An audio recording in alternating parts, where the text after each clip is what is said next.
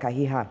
Today's topic, we're looking at unpacking the National Cybersecurity Strategy and Awareness Raising Plan. And in studio, I have three experts here that will help us divulge into that particular topic. But before we get into that, we would like to call onto the podium our very own Honorable Emma Theophilus, who is the Deputy Minister in the Ministry of Information and Communication Technology. She will be giving us the cabinet briefing for this afternoon. Good afternoon, Honorable. How are you? Very good. How are you doing, Desire? Very good. It's always nice to have you. You always leave me informed. Thank you. Thank you so much for having me. Good afternoon to the viewers and listeners at home. I now give the cabinet decisions issued at the 6th cabinet decision-making meeting on the 26th of April 2022. The first cabinet decision is an update on the Productivity Task Force, High-Value Fruits in Namibia. Cabinet took note of the progress made by the Productivity Task Force, focusing on high-level fruits such as grapes, dates, and blueberries. Cabinet supported the Productivity Task Force to implement key deliverables with the view to resolve the prioritized constraints such as the export constraints, water, security, plant location, taxation, cost of electricity to improve sector productivity. Cabinet also supported the task force comprised of members from the Ministries of Finance, Agriculture, Water and Land Reform, the Namibia Industrial Development Agency, the Namibia Agronomic Board, the Namibia Trade Forum, the Namibia Revenue Agency, the Harvard Growth Lab, the Namibia Investment Promotion and Development Board, the Agricultural Trade Forum, the Namibia Chamber of Commerce and Industry, the Namibia Grape Growers Association, to ensure that tasks are timeously completed. The second cabinet decision is the ratification of the Intergovernmental Memorandum of Agreement on the Southern African Development Community Center for Renewable Energy and Energy Efficiency. Cabinet approved that Namibia ratify the Intergovernmental Memorandum of Agreement on the Southern African Development Community Center for Renewable Energy and Energy Efficiency and authorize the Minister of Mines and Energy to table the said Memorandum of Agreement in the National Assembly. And Cabinet also directed the Ministry of International Relations and Cooperation to prepare the instrument for ratification and deposit to the SADC Secretariat. The third cabinet decision is the protocol of cooperation between the Republic of Namibia and the Republic of Angola. Cabinet granted approval for the Minister of Home Affairs, Immigration, Safety and Security to sign the protocol of cooperation between the government of the Republic of Namibia and the government of the Republic of Angola on police cooperation. The fourth cabinet decision is the actuarial valuation report on the Government Institutions Pension Fund, GIPF. Cabinet took note that the actuarial valuation report for the Government Institutions Pension Fund, GIPF, for the year ended 31st March 2021, and Cabinet directed the Minister of Finance to continue monitoring the performance of GIPF to ensure that the state exposure to the fund is optimally managed. The fifth cabinet decision is the annual report of the Anti-Corruption Commission. Cabinet took note of the annual report of the Anti-Corruption Commission and authorized the Prime Minister to table the said report in the National Assembly. The sixth cabinet decision is the proposed amendments to Section 18 of the Road Fund Administration Act of 1999. Cabinet approved in principle the amendments to Section 18 of the Road Fund Administration Act, Act number 18 of 1999, and referred the bill to the Cabinet Committee on Legislation for further scrutiny before it is tabled in the National Assembly. Desire now read the final cabinet decision. The cabinet decision number 7 is a request for approval to review and repeal the Ombudsman Act of 1990. Cabinet approved the drafting of a revised Ombudsman Bill, which would repeal the Ombudsman Act, Act number 7 of 1990, for consideration of the Cabinet Committee on Legislation and thereafter to be resubmitted to Cabinet for further scrutiny before it is tabled in the National Assembly.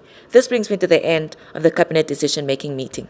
Thank you so much. Thank you, Honorable. But before I let you go, just for curiosity's sake, as somebody who works with these terminologies on a constant, maybe we might help somebody else to understand. If we are talking about repeal, what brings us to that point where a repeal is submitted or requested or whatever it is?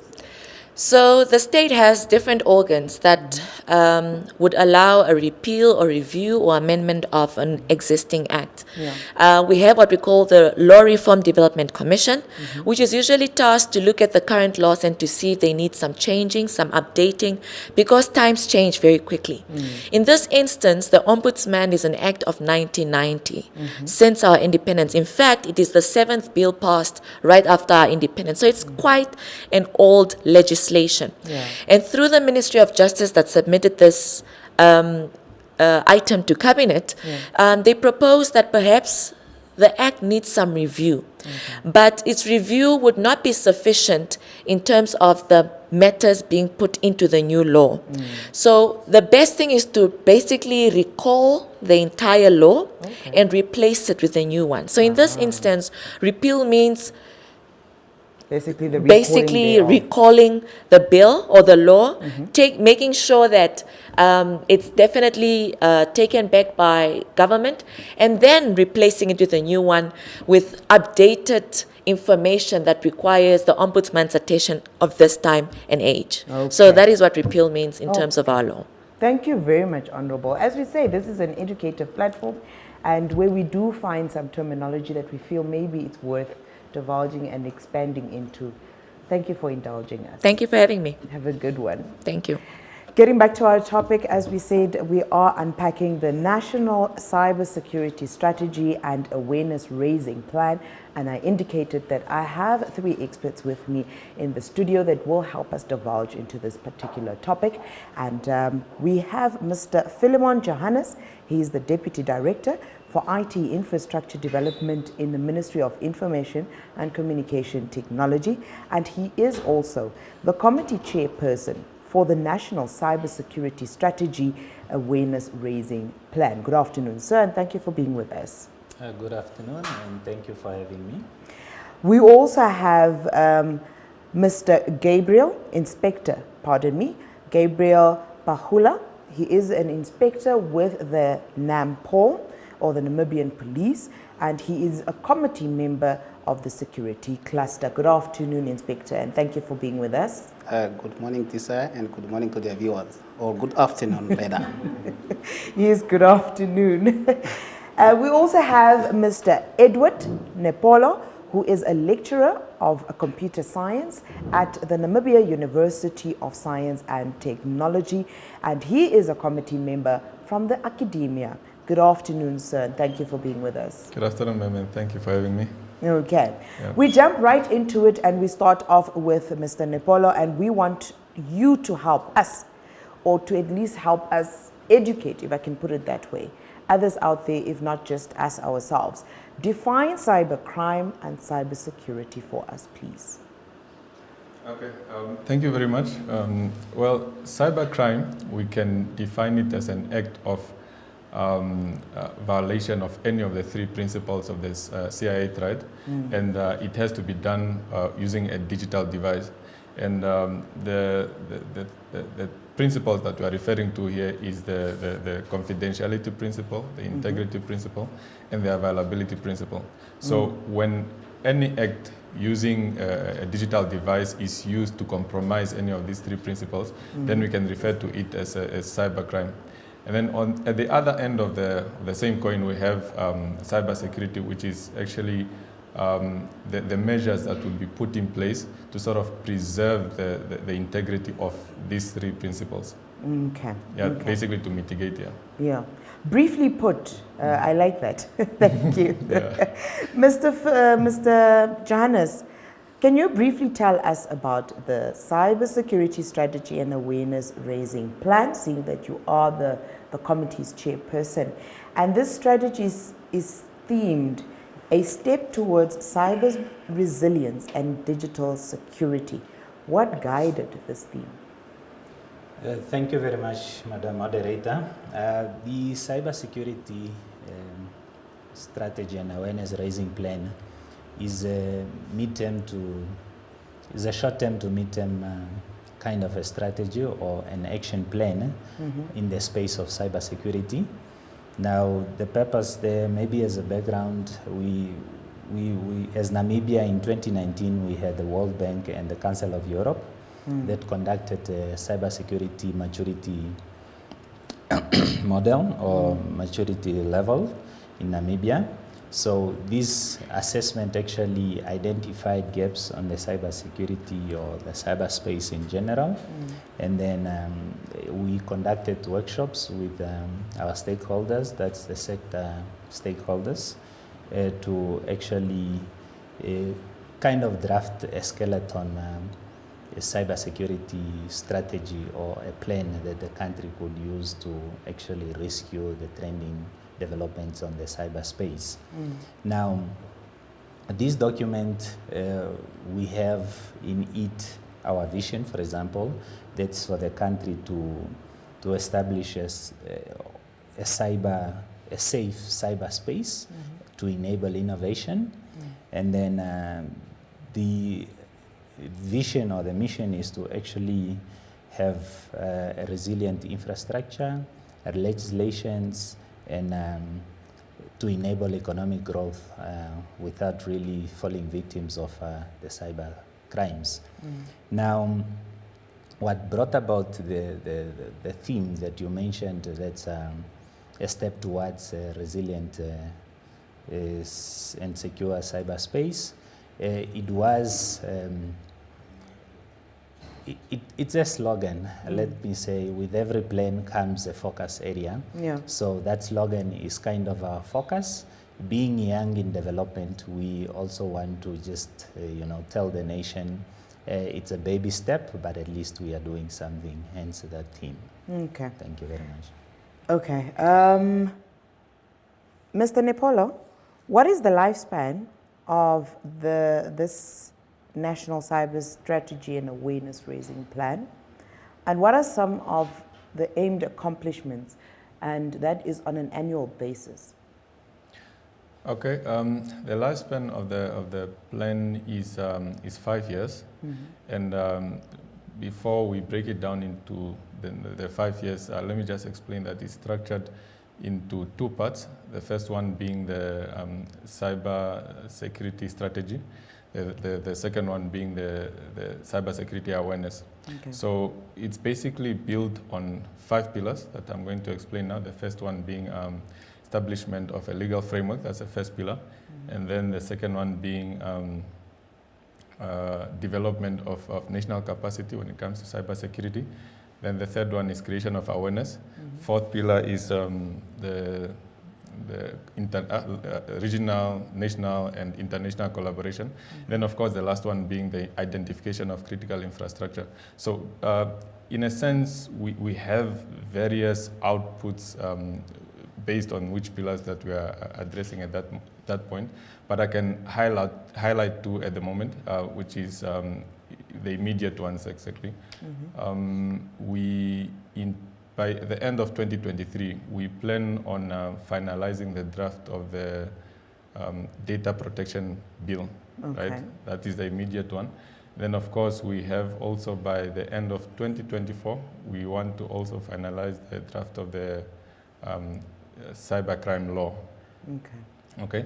Then on top of that, also we also would like to establish a national cyber crime incident response team, which is going to be responsible for sort of coordinating the response or the incidents that are happening around the country. Okay. So, yeah, a few of the outputs that we have. Okay. This is a platform where we welcome voices, not only from the panelists or our studio audiences, but you as well who's sitting in your home. You're welcome to contact us, give us your view or any questions that you may have. You can find us at the platforms that we are live streaming from. That is our Facebook page, which is Ministry of Information and Communication Technology, Republic of Namibia. That is on Facebook, Ministry of Information and Communication Technology, Republic of Namibia. On YouTube, our handle there is MICT Namibia, simply MICT Namibia. That's our handle on YouTube. You can also call us in once we open our lines a little later on. The line number there is 061 400 397. 061 400 397. We will be opening up the lines in a little short while. Coming back to our studio guests, Inspector Pahula, we would like to know from you, what is the relationship with regards to regional and continental documents of this strategy and awareness raising plan with bodies like those of SADC and AU? Thank you very much once again. The relationship of these documents with our national strategy is that, like, we have four, like we said, we have pillars, and in these 5 pillars, rather, we have the fourth one, which addressed the relationship of with other internationals, which says build relationship with locals or regionals and international collaborations. And in this pillar is where we also talk about the fundamental human rights, which also appeared or featured in other documents, like the one for SADC and UN. It's also talked about the critical infrastructure with other documents. They also mentioned about the critical infrastructure, and our document is also mentioning about it. And in the same vein also, we talk about data protection, even though the data protection will be having its own bill on its seat, but in this strategy, we also mentioned about it. And in that also, with all those 2 documents, let's say for SADC and for UN, they talked about somewhere about inclusivity. Our document is also talking about inclusivity, and inclusivity for either in the infrastructure or in other human resource. In conclusion is that the document is at standard and is in collaboration with other documents, so to say. Okay. Staying with you, Inspector, we would like to find out, and it's good, we are actually very happy that we have a member from our security forces, or what do we call them? Yeah, I would say security forces, NAMPO, NDF, whatever, they're all part of securing our country, whether internally or, at national level. Now we want to find out from you, in the current form or situation that we find ourselves, because people have been using technology for a while now, and we have had incidences for a while now that has led not just Namibia but globally, people to wake up and start considering really putting things in place with regards to cybersecurity. In the current state that we find ourselves now, what is the situation on the ground? Can you give us examples of situations on the ground where we could then say this particular strategy could help curb some of these examples that you'll be giving us? Okay, thanks. In nowadays, I will just start with, let's say, as we know that with a cybersecurity, all over where you are going is not to say it's a one thing or a one-man show. It's touching everyone. And the current status is that everybody, either from the government or from non-governmental or parastatals or individuals, either you are home, you are part of, or you are the victim of cybersecurity. And in this, the current status is that with the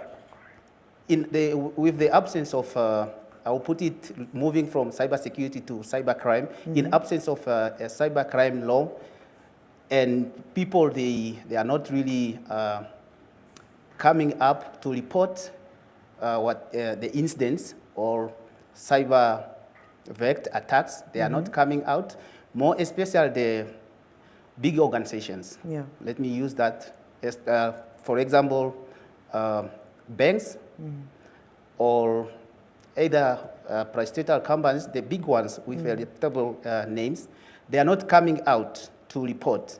And that is the current status, with also not really helping, or in terms of statistic, helping Namibia to know that when it comes to cybersecurity, these are the attacks which were reported in the country.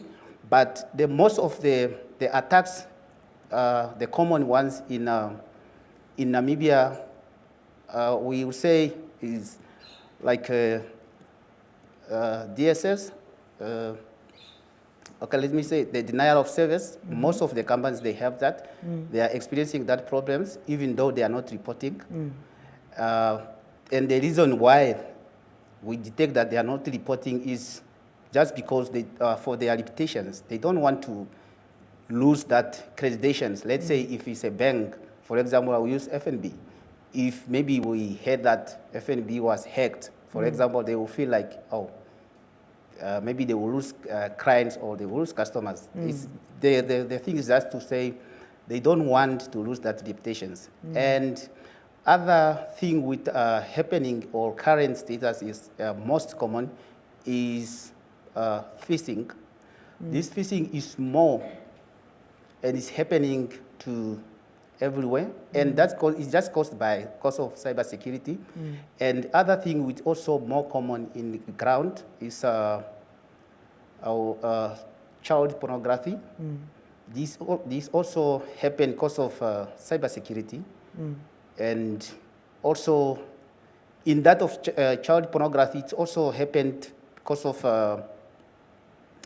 there's also grooming. Where the children's met someone online, and then that person starts to be nice to the kids. And all these are caused by the absence of cybersecurity awareness. If we could know how to handle or how to behave, I think we could be able to overcome all these problems. Okay. Thank you very much. Mr. Johannes, you'd like to add on that? Yes, thank you very much. I wanted to compliment on what Inspector had just mentioned on our relationship, the relationship between our strategy, our national strategy with other, either continental or SADC or regional documents. This initiative is related to one of the very common one, which is the AU Convention on Cybercrime and Personal Data Protection. It is a continental convention that us as a country are signatories, and we ratify that in principle of agreement what has been stated in there. Secondly, we also have for example, SADC initiatives where SADC developed model laws on cybercrime. These model laws would have, for example, guiding principles on how to structure typical cybersecurity or cybercrime laws or strategies for member states. And in this case, the SADC, for example, will cover the area of cybercrime, will cover data protection, will cover critical infrastructure protection and identification. So we are in line with these initiatives, both at sub-regional and continental level. Okay. Staying with you, Mr. Johannes, and you have given good in-depth, elaboration on those regional and continental documents. Now, on a national level, we have got your Vision 2030, as well as the Ministerial Strategic Plan of 2017 to 2022, which speaks to creating an enabling environment for ICT development and access to information for socio-economic growth. How will this particular strategy and awareness plan complement those aforementioned documents? Okay, thank you very much. When development happens, If we look at, for example, the industrial revolutions that happened, first it was the steam engines, then it came into machineries. Now the machineries that the industries have now are more technology oriented. Now with these technology oriented machines, it also requires that these machines are connected, and of late everybody knows is a fact that ICT is the fast moving kind of fast developing industry, and in most cases it is very volatile. Today's development tomorrow is not relevant. Hence this also gives the opportunity to those that are targeting us on the cyberspace to either practice phishing or even having access to our personal data for personal use or for personal enrichment, or even to access our funds, for example, from our banks. Okay. So hence our initiative of developing this strategy simply says, yes, we welcome development, but yet we also need to be aware of the threats associated with all these developments. Let's put a mitigating strategy in place. Thank you. Okay. As we said, it's a conversation. It's national. Everybody has a device. Everybody uses a bank. Everybody uses a Gmail, or at least the majority of us. So it's a conversation that really we need to partake in and start taking seriously, because records have it that a lot of people have lost lots of hard-earned money to just simple acts that we thought were innocent emails that we keep opening or clicking on without necessarily investigating further or even being educated on how they could look like or present themselves. We have a caller on the line, and it is Thomas from Ondangwa. Good afternoon, Thomas. How are you?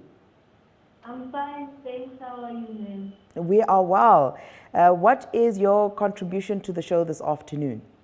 I only have a question. Yes, ma'am. What is the meaning of cyber security? The meaning of cybersecurity. Yes. Okay. We will pose that to the panelists. I believe Mr. Nepolo would be best suited to give that definition to us. Do you want to add anything else? No, that's all. Okay. Thank you very much for your contribution, Thomas. And that was Thomas from Ondangwa joining our conversation, as she's asking, she wants to gain clarity on what is cybersecurity. If we're to break it down for the layman's person who is sitting somewhere in Korijas, how are we going to explain cybersecurity to them? Okay.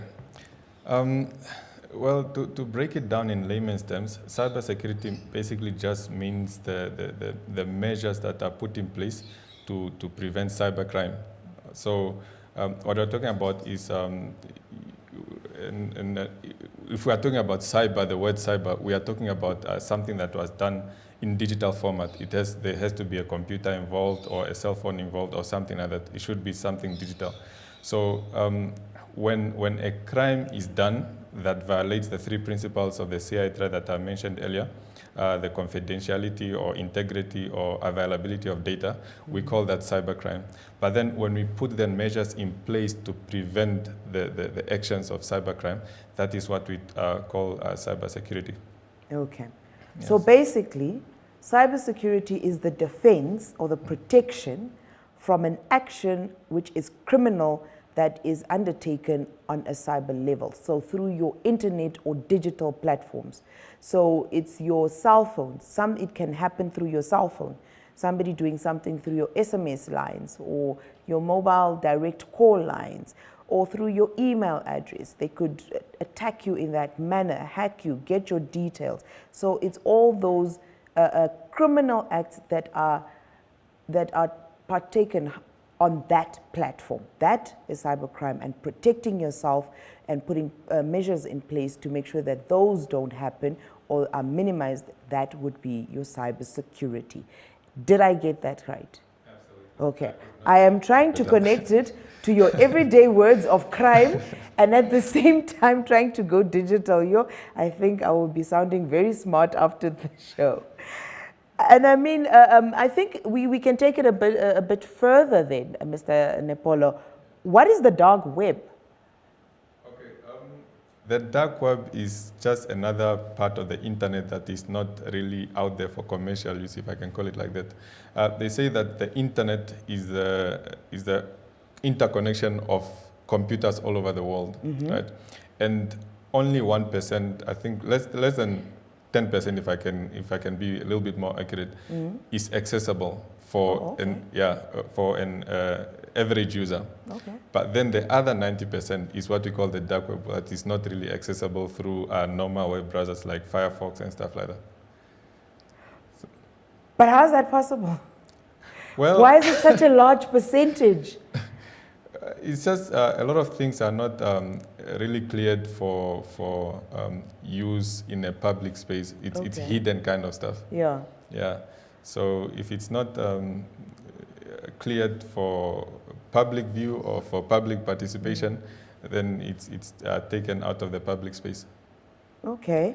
Yeah. We do find, we watch too much TV also, but you find scenarios where, there are scenarios also that are played out, whether it's through documentaries, whether it's through movies, and so on, where we hear of companies, or this is the picture that is brought forth.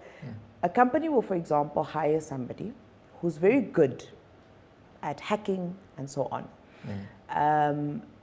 And they are kind of becoming their trollers on the dark web. How much truth is there to this? Okay, generally... And what would the reason for that be? Okay, when a company hires a hacker to... Well, we call it penetration testing. Okay. Or ethical hacking. So the reason would be to, the company would like to establish a security posture of itself. They would like to create a profile of themselves when it comes to cybersecurity. What are the strengths, what are the weaknesses and stuff like that. So in order for them to do just that, they have to hire somebody, an expert who is experienced at hacking. So they do what is called penetration testing. They try to hack into that network. And once they do, they have, it's not a moral responsibility, it's a contractual responsibility to report back to that company that, okay, these are the vulnerabilities and these are the weaknesses, and this is how I've been able to hack into your system. So the point is basically just to identify the loopholes of cybercrime so that the company is in a position to address them before the bad guys take advantage of them. Yeah. Okay, so it's like a measure of trying to putting measures in place to ensure that when you do come up with a wall, it's like it helps you to determine how strong a wall that you need to build. Yes. Okay. Yes. That's absolutely. That's interesting. As we said, you can find us on our social media platforms, and we've got Diedrich van der Westhuizen, and Diedrich wants to add his voice in this manner. I'm staring at a rock band. Okay, I'm staring at a rock band. It's called the amendments. Could amendments of law, no less law that's already under scrutiny, how a government of a country, no less a so-called third world country, and most of our examples of cybersecurity comes from the West. In my opinion, Namibia needs a whole new approach, and that is his opinion. So if I'm understanding Mr. van der Westhuizen correctly, it's advising us to formulate measures or cybersecurity measures that are in accordance to what we are experiencing as a country, and not necessarily being led in our measures by those experiences of other worlds, and most so the developed world. Does somebody else have the same understanding of that? Yep, I think I understand it the same way. Okay. Yeah. Okay. Continuing here with the panelists in the studio, Mr. Johannes, we want to know, as we further break down this plan, which is very much a crucial document, what is meant with legislation's enforcement, fundamental human rights and inclusivity with special focus on infrastructure, and how are these to be implemented to ensure Namibia reaches the envisioned level of resilience? Okay, thank you very much. The ones that you just enlisted, I think they come from the pillars that were just enlisted by my colleagues. Legislation enforcement is part of pillar 1 that looks at enabling legal frameworks. So it's practically when we then develop these legislative frameworks, how do we ensure that they are complied to, and then we have them implemented. Now, the implementation and compliance will then be a responsibility of either the ministry or another competent authority as identified by cabinet or parliament. And then the enforcement will then follow.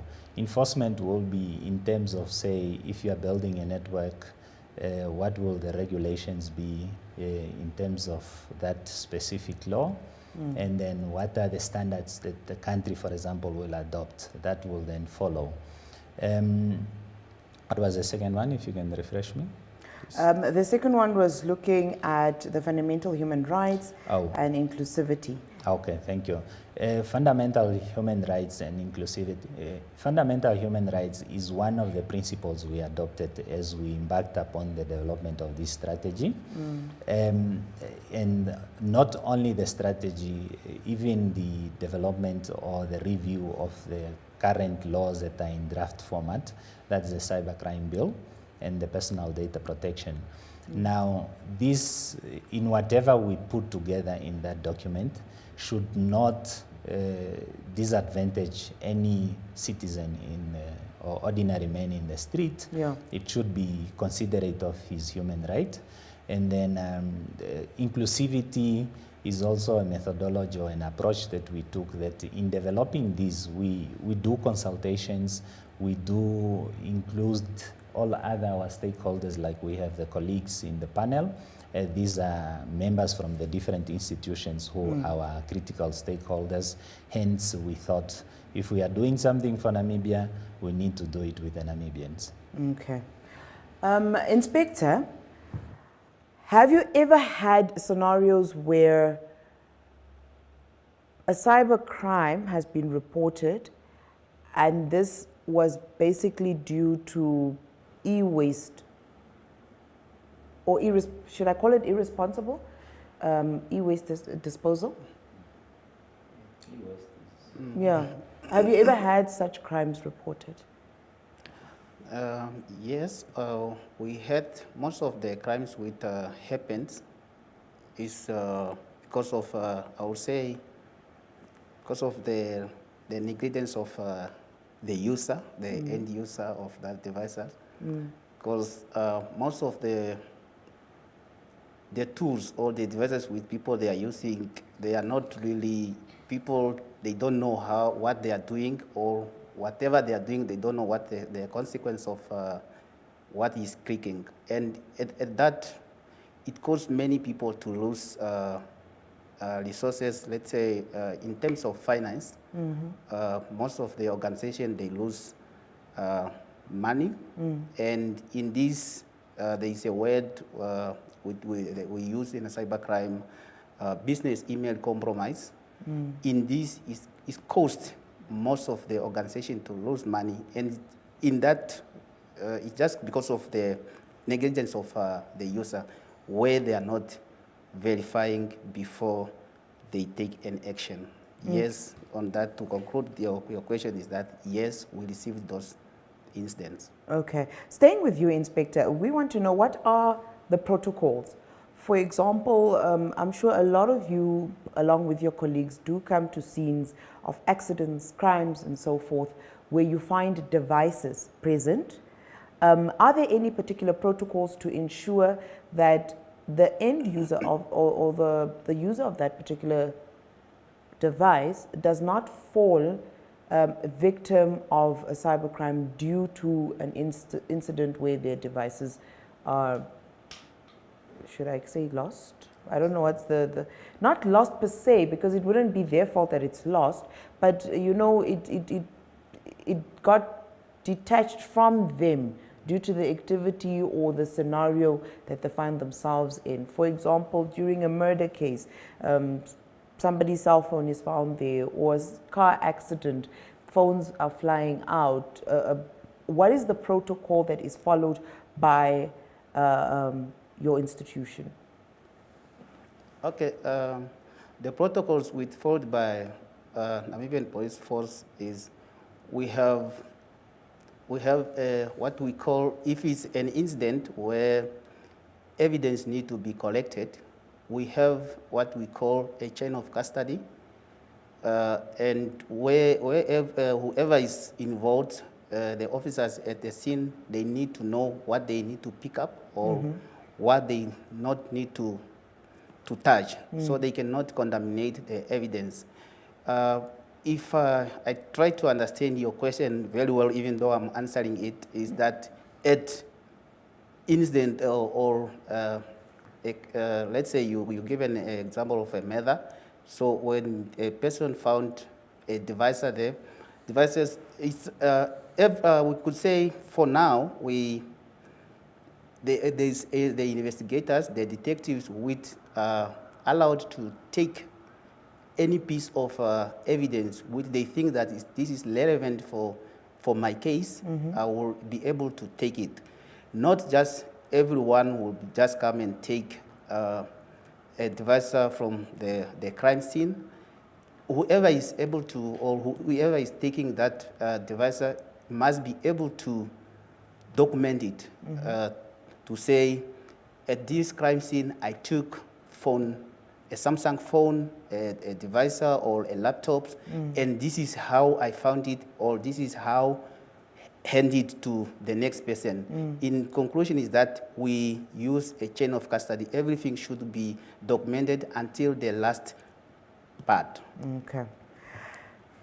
Mr. Nepolo, in Namibia, what are the most common types of attack vectors in cybersecurity, and why is the banking sector the main target as reported in local media?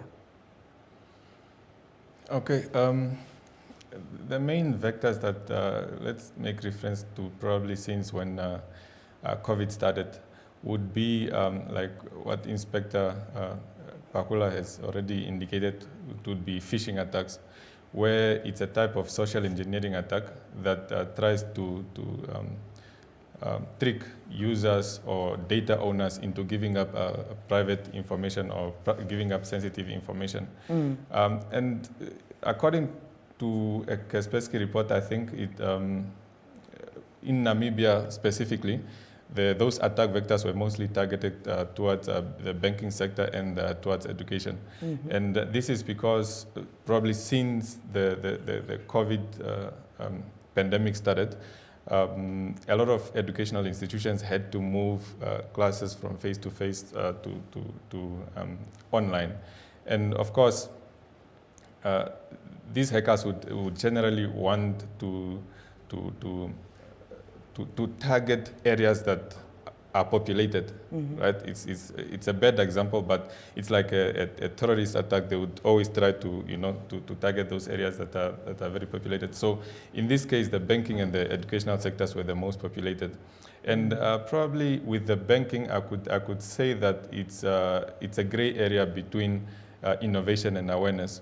Hackers, I always say, they are not lazy people, but they target low-hanging fruits. Okay, and the human in a security chain, the human factor is the weakest. So, in as much as banking institutions put mechanisms in place to safeguard the transactions between the banker and the bank, the hackers would rely on the how do I call it? The unawareness, if I can call it, of the lack of education to trick users into giving up sensitive information. Wow. Okay, that's scary. I guess this is the part where we go back to storing our money under mattresses. I don't know if our mattresses are... adequate, but yes, this is scary.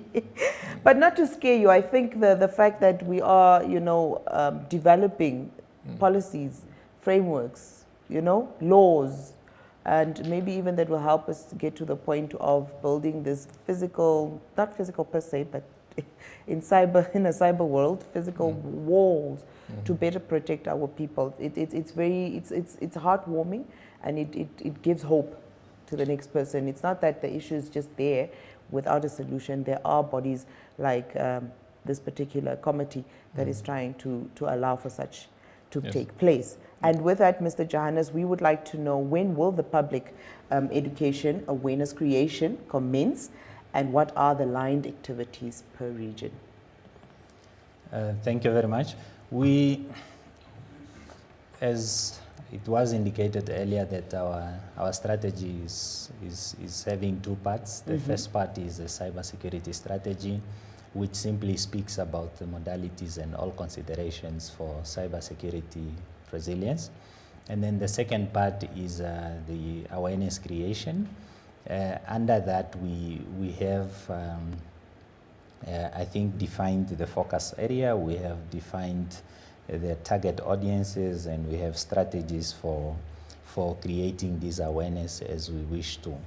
Now, what we did, we already started with the ministerial awareness.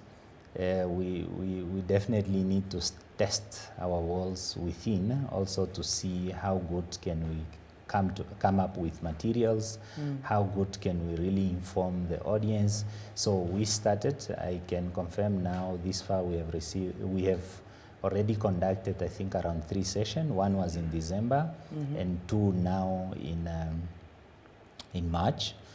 So we are still conducting a weekly session for the Ministry of ICT. That's in partnership with SALT Essential IT, is a partner that actually pledged support to popularize the strategy, as well as educating users and potential victims on cybersecurity, on the threats that exist.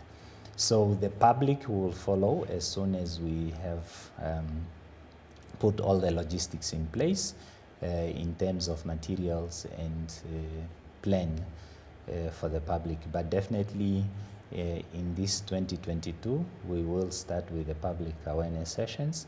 That's at the level of schools, teachers, parents, and out-of-school youth. Okay. We have unfortunately run out of time, but we've got one last question that we would like to pose to Mr. Nepolo. The strategy provides for the establishment of the National Cybersecurity Incident Response Team. Whoa. That name is a mouthful.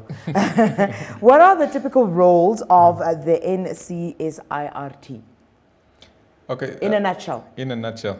It's basically just to oversee the incidents response at national level. Like what Inspector Pakula has already indicated, like a lot of institutions become victims to cybercrime, but they do not want to speak out about it because they are scared of losing reputation and stuff like that. So what the incidents response team does is it acts as a focal area to sort of respond and mitigate to these incidents, and it does that by promoting the sharing of information, so that if one institution is a victim, for example, it has the responsibility of sharing that information with a different institution, so that that institution or the next institution does not become a victim of that attack. Okay. Yeah. Mr. Johannes, in 2 seconds, what is our ratio of risk when it comes to a blackout? Yeah, that's a good one. Pending the establishment of a national cybersecurity incident response team, this is information I would probably speak out of the cuff with no facts. Yeah. Hence, I would probably say we do not have factual statistics. Hence, we await when we are well established. Okay. Yes. So I guess this is one of those platforms that we can actually use to assess what are our risk levels, where are we, what do we still need to do, and what are the comparisons with that would assist us to know whether we are going into the right direction. Yes, but if I can cut you there, Yes. we have in the strategy identified all risks, but then the risk levels, it's something that has to be computed based on that list of risks that we have identified. Okay. Yes. And I guess the committee that you have allows for that process to take place. Sure. Very good. Kudos to the gentlemen as members of the committee that is definitely looking to protect us as we move through the fourth industrial revolution and make way for the fifth one. As we say, with everything good comes its challenges, and these are the measures that are being put in place to make sure that we don't fall victims nonsensically.